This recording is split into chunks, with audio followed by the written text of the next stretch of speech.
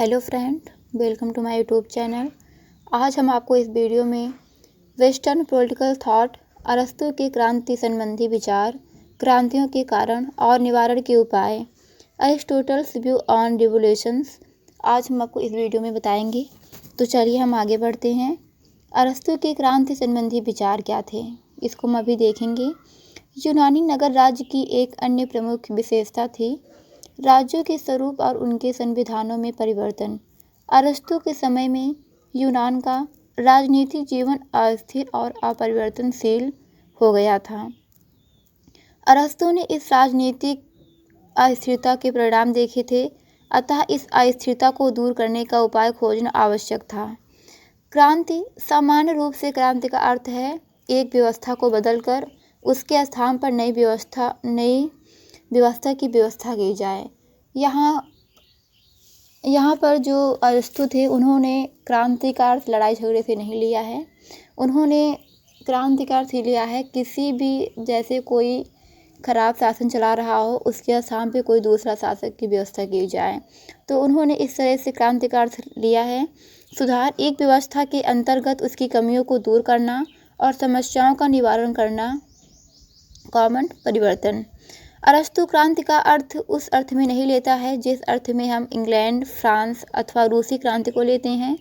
अरस्तू के अनुसार क्रांति का अर्थ राज्य, संविधान या शासन सत्ता में होने वाला प्रत्येक छोटा बड़ा परिवर्तन।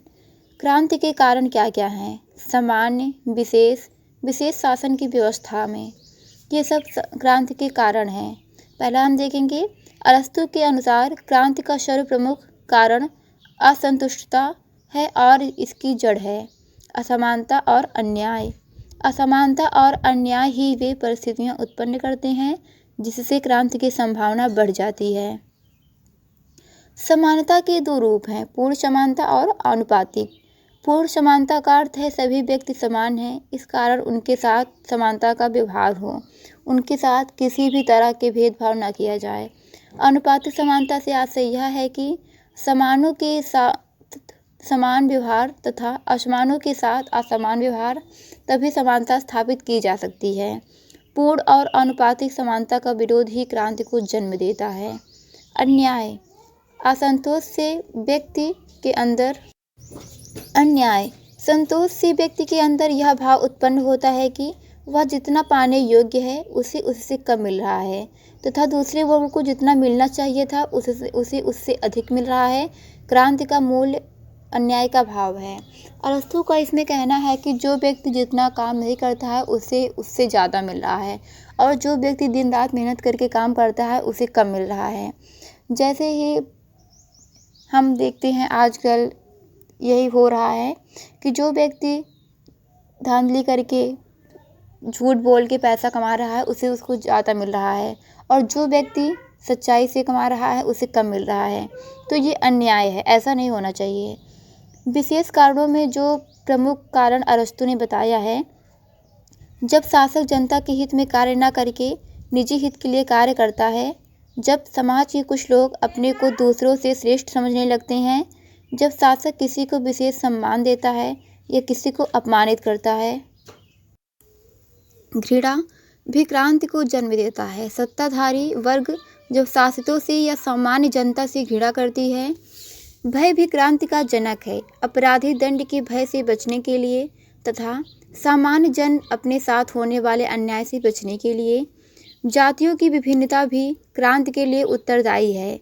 असमान जातियां या जातीय विभिन्नता से राष्ट्र में एकता की भावना नहीं आती। शासक वर्ग की असावधानी, परस्पर विरोधी वर्गों का संतुलित होना भी क्रांति का कारण है। विभिन्न शासन प्रणालियों में क्रांति के कारण क्या क्या हैं हम देखेंगे इसमें।